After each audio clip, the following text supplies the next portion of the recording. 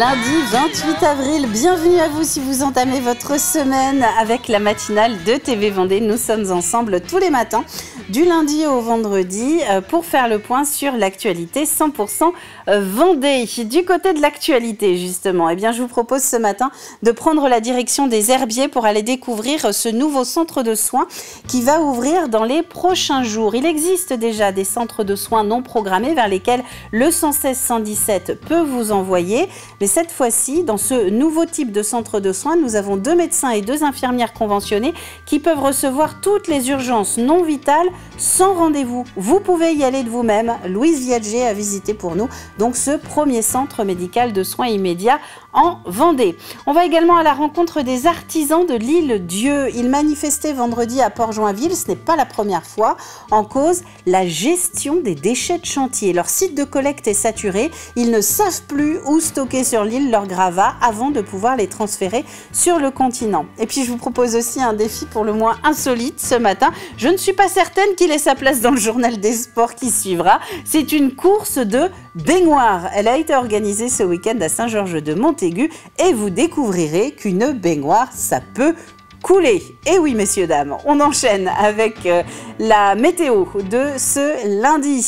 Du côté de la météo, eh bien, ça valait le coup d'attendre. Ça valait le coup de nous faire confiance. Regardez, c'est une semaine estivale qui commence. Et si les prévisions se confirment, eh bien, les cartes vont être très simples à rédiger toute la semaine. Ce matin, nous avons du soleil pour tous en Vendée dès les premières heures de la journée. 8 à 10 degrés au réveil, 15 à 18 avant midi. 15 degrés, ça c'est du côté de Pouzauges et 18, c'est sur toute la moitié sud du littoral. Cet après-midi, c'est le même programme, c'est le même soleil, il s'installe. Quelques bribes de nuages peut-être sur la frange sud du département. Nous serons sur une zone entre Moutier-les-Mauffets et Saint-Hilaire-de-Voust à peu près. Je ne sais pas si vous maîtrisez bien votre géographie vendéenne, mais vraiment rien de méchant pour ces petits nuages. Le mercure va dépasser les 20 degrés jusqu'à 24 sur l'île Dieu. Regardons les horaires de marée aussi, ce qui peut être très intéressant car en ce lundi, nous sommes à l'acmé, si l'on peut dire, des coefficients 108 et 108, c'est le plus fort, c'est des grandes marées. Et par conséquent, nous avons une heure de basse mer qui est idéale aujourd'hui. 11h43 au Sable, 11h50 à Noirmoutier. Vous avez 1h30 avant et après cette basse mer pour emprunter le passage du Gois et vous avez également toute la matinée et le début d'après-midi pour partir faire de la pêche à pied si vous aimez ça. N'oubliez pas de consulter cependant le site de la préfecture de mémoire pour savoir s'il n'y a pas et de l'ARS, de l'Agence régionale de la santé, pour savoir s'il n'y a pas des interdictions au niveau de la pêche au coquillage. La carte des marchés, à présent, on a 3 rendez-vous à vous proposer en ce lundi. Et là, pour le coup, c'est la seule carte de la semaine qui est exhaustive. Benay, c'est place du Champ de Foire, jusqu'à 13h. Jars-sur-Mer, c'est place des Ormeaux, jusqu'à 13h. Pour Benay et Jars, si vous êtes des habitués de la matinale, vous savez qu'on retrouve ces rendez-vous tous les lundis. Mais s'y ajoute un petit nouveau qui revient tous les étés. C'est l'Herbaudière avec la reprise du marché du lundi depuis le début du mois d'avril. Ça se passe face au port de pêche et de plaisance jusqu'à 13h30. Du côté de notre éphéméride, eh bien, vous pouvez souhaiter une bonne fête aux Valéries, puisque nous sommes la Sainte Valérie, et aux Pierre-Marie. À la Sainte Valérie, souvent le soleil luit. Le soleil est avec nous depuis 6h55 ce matin. Il commence à être un lève-tôt là, ça y est le soleil. Et il reste jusqu'à 21h11 en Vendée. Quant à la petite anecdote, nous allons remonter. On va parler du 28 avril, mais on va remonter au 28 avril 1716. C'était le jour du décès de Louis Grignon de Montfort, prêtre catholique né en Bretagne, décédé à Saint-Laurent-sur-Sèvre, plus connu sous le nom de Père Montfort, ce qui a valu notamment la visite du pape Jean-Paul II à Saint-Laurent en 96, puisque ce Père Montfort a été canonisé en 1947. On passe au journal.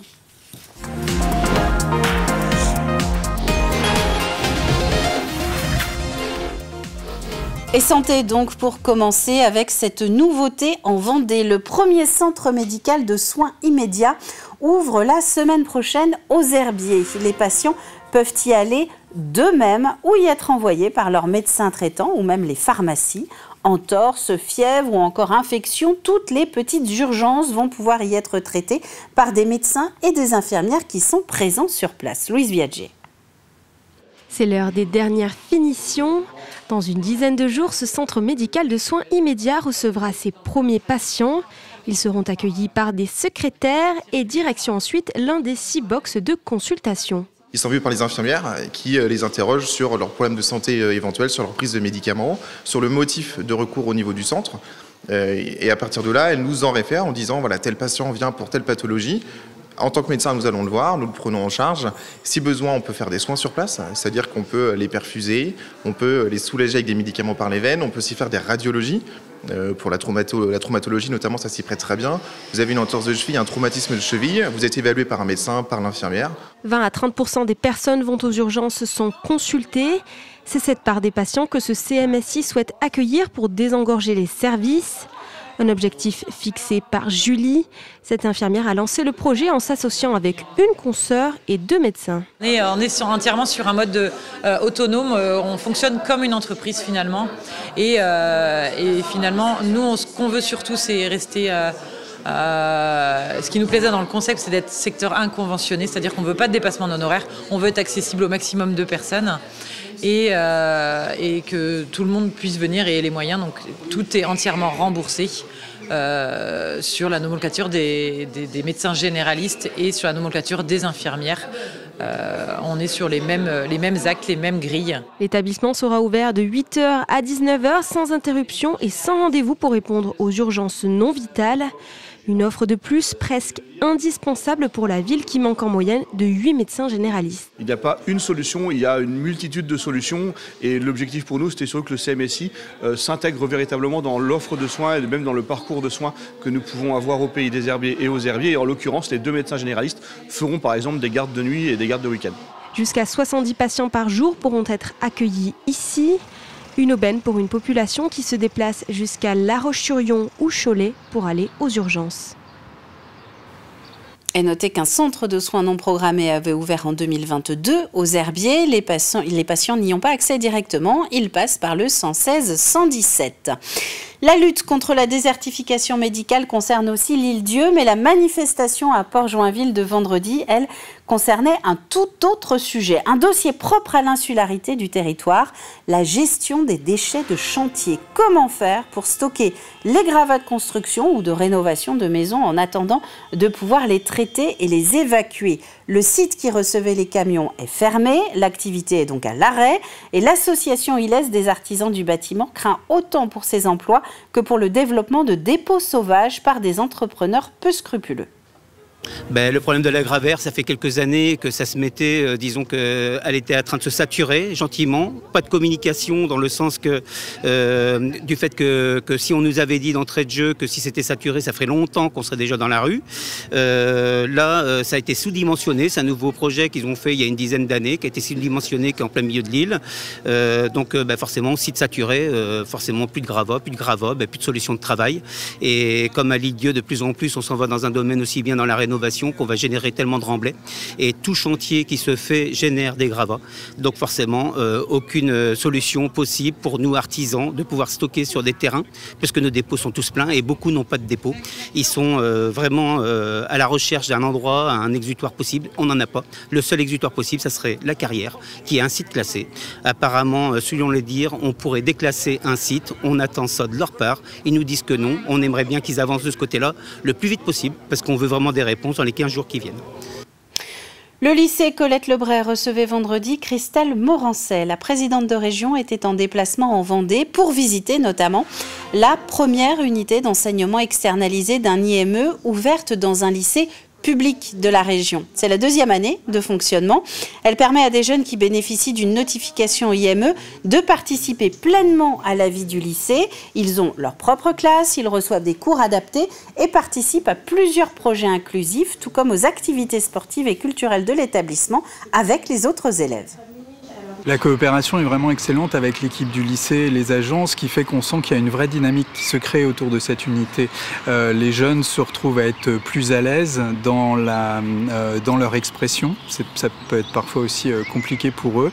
Et là, on voit vraiment des progrès sur tous les plans, en termes de maturité, en termes de relations avec d'autres adolescents. C'est ce que nous renvoient aussi les familles qui nous indiquent que leurs jeunes peuvent être plus apaisés, plus à l'aise avec l'extérieur et plus en capacité d'aller dans plus en proximité de leur domicile, par exemple, vers des activités culturelles, sportives ou de loisirs dans le milieu ordinaire. Je trouve que c'est une belle initiative, que ce soit pour les jeunes qui sont en situation de handicap, mais également pour nos lycéens. C'est vraiment d'avoir un seul lieu unique et de pouvoir partager. Et je trouve que ça fait une belle collectivité. Et donc c'est fort, c'est important. Et puis on voit bien que les jeunes sont totalement épanouis. Et l'enjeu, c'est bien évidemment d'être dans un milieu normal et de cohabitation entre les deux. Donc c'est une belle initiative. Si on pouvait la dupliquer dans l'ensemble de nos lycées, je pense que ça serait une belle opération.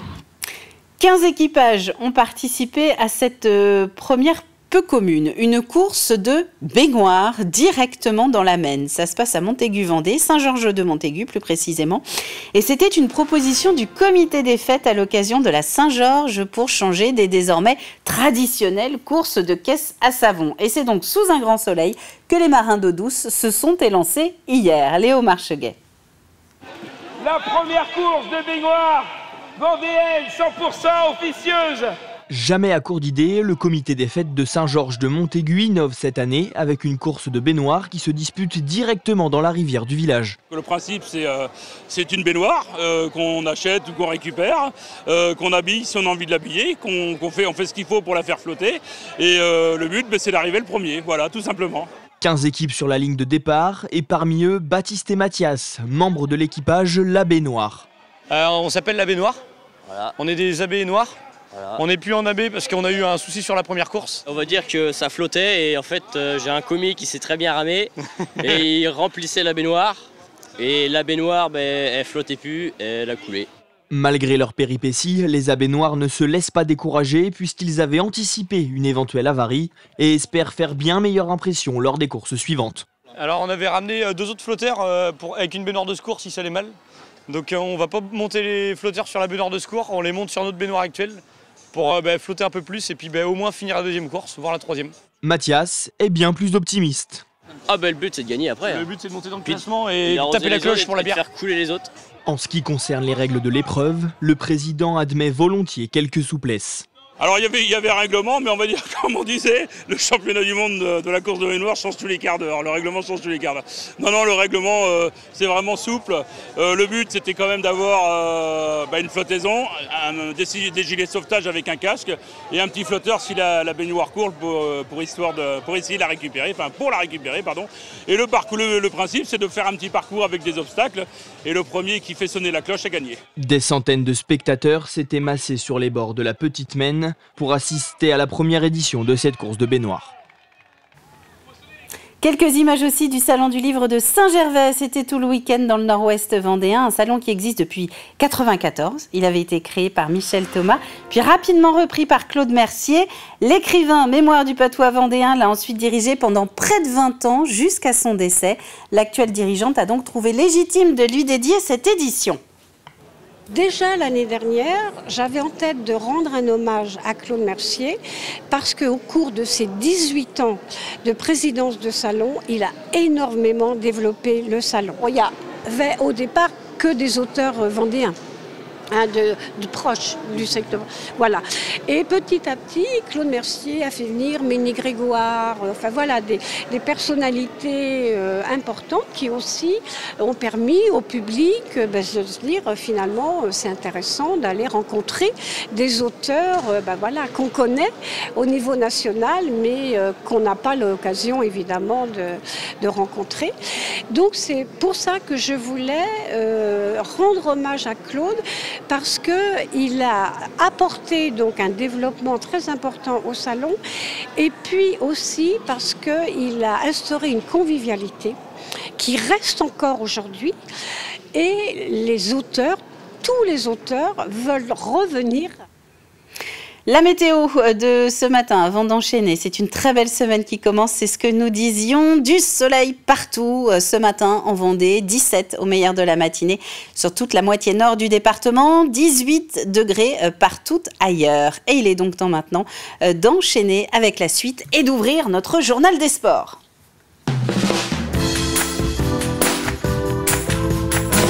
Car comme tous les lundis, c'est le moment du récap des résultats sportifs du week-end en Vendée. On va tout de suite commencer avec du rugby pour clore le dossier que nous avons ouvert ensemble la semaine dernière. Hier dimanche, c'était donc le 3e et dernier match de l'équipe de France U20. Un match retour face à l'Irlande après la rencontre de mercredi. Et contrairement à la première fois, c'est une défaite. Défaite des Bleuets, 33-24 à la faveur de l'Irlande. Et ce, malgré un sursaut en deuxième mi-temps. 3 essais avaient été encaissés au cours des 40 premières minutes, 3 essais dont un transformé. Les Français en ont ensuite marqué 3 à leur tour, à la 45e, 49e et 58e minute.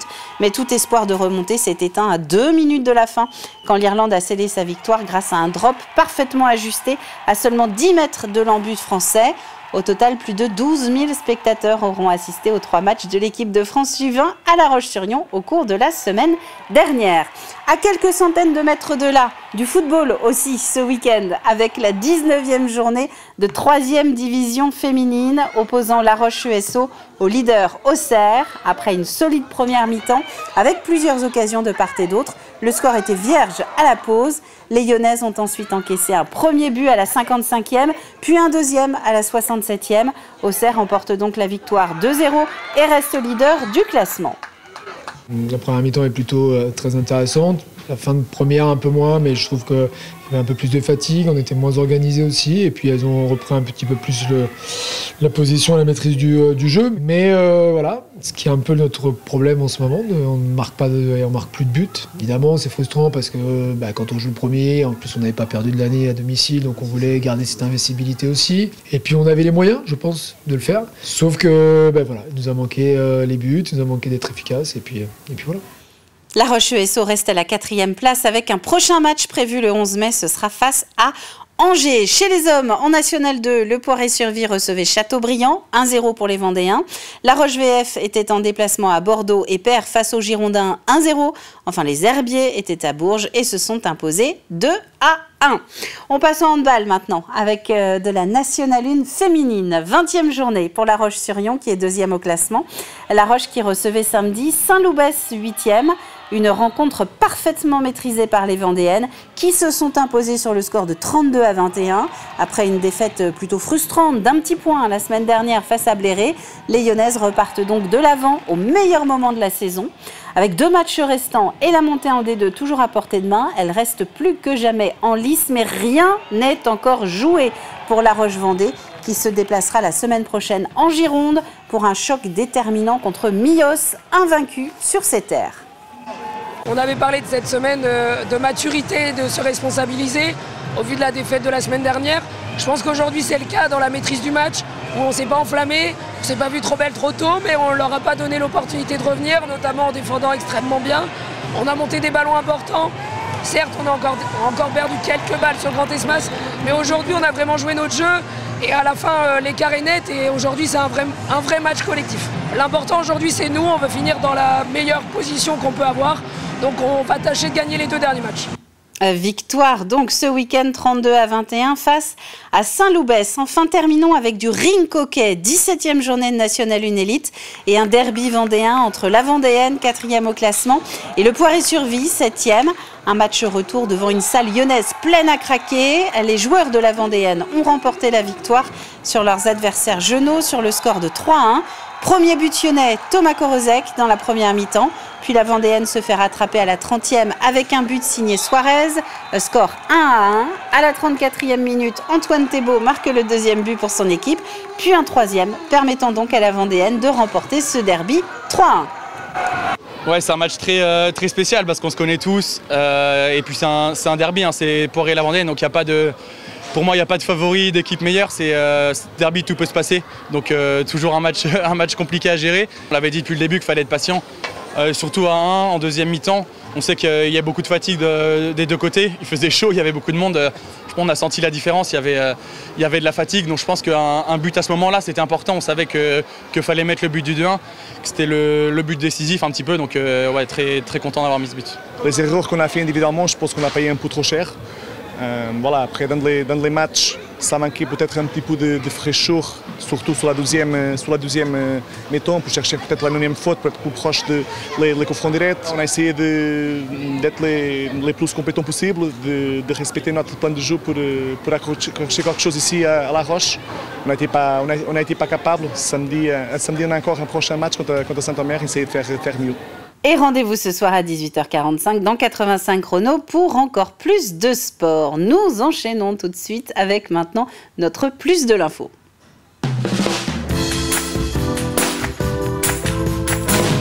Trois minutes pour revenir sur l'expertise du CHD Vendée concernant le traitement de la douleur. Une question abordée il y a quelques semaines par le prisme de la pompe intratécale dans nos journaux, un dispositif de pointe proposé aux patients souffrant de cancer.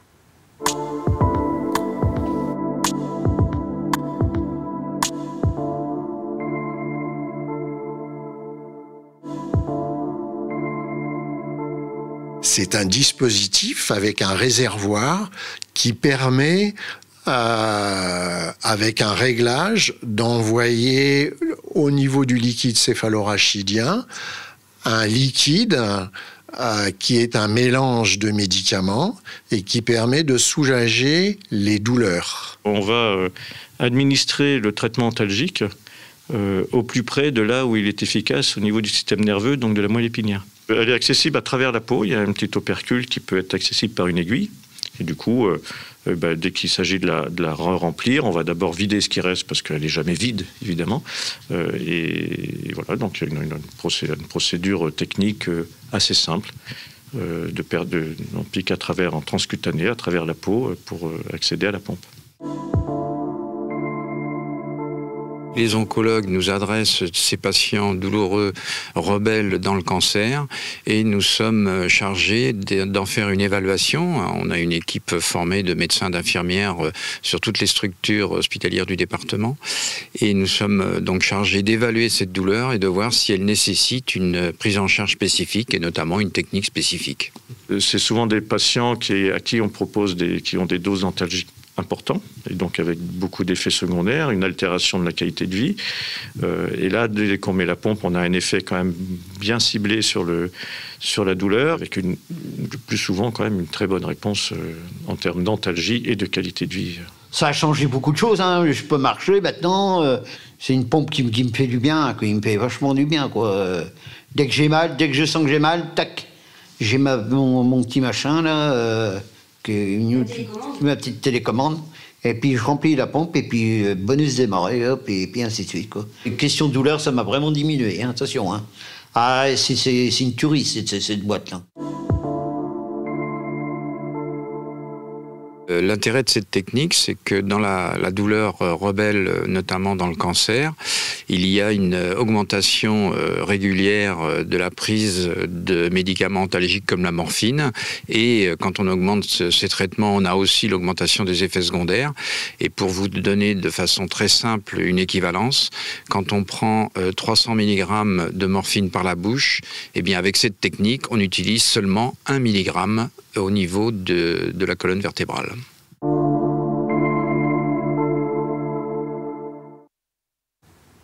Un plus de l'info que vous pouvez retrouver sur notre chaîne YouTube TV Vendée. Jetons un œil au programme du jour avec les passionnés, comme chaque lundi, qui reviennent sur l'antenne. Les passionnés qui s'intéressent aujourd'hui à Manijeh Nouri. C'est une néo-vendéenne. Elle est née en Iran, Manijeh, et elle est psychanalyste, traductrice juridique. Elle est installée depuis 3 ans à Saint-Gilles-Croix-de-Vie. Et vous pourrez donc retrouver cet épisode des passionnés toute la journée sur l'antenne de TV Vendée. Passons à présent au jeu de la matinale avec la nouvelle question de la semaine.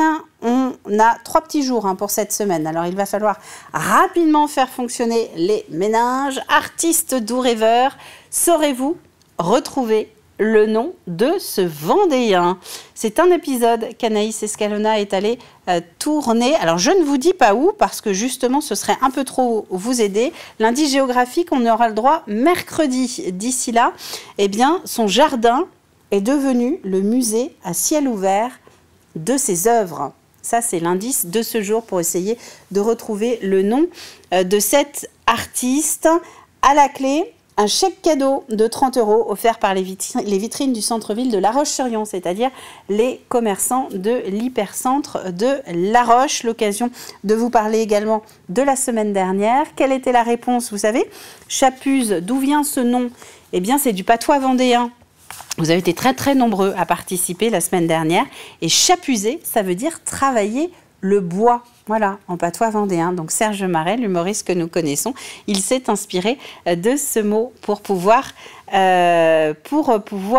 l'utiliser. On jette un œil à la météo. On n'a jamais trop regardé cette belle semaine estivale qui s'annonce en Vendée. Juste avant de se quitter, un grand soleil qui est prévu pour les prochaines heures. En Vendée, ça va être toute la journée pareil, ça va être demain pareil, ça va être mercredi pareil. Et jusqu'aussi loin que vont les prévisionnistes, il n'y a que du jaune. Donc restez avec nous, ça va nous mettre de bonne humeur, ça. C'est la fin de cette matinale. Merci à vous d'avoir été au rendez-vous. On se retrouve demain, dès 7 h, en direct sur TV Vendée. Antoine sera là, je serai là aussi. Vous aussi, c'est parfait. Alors, à demain!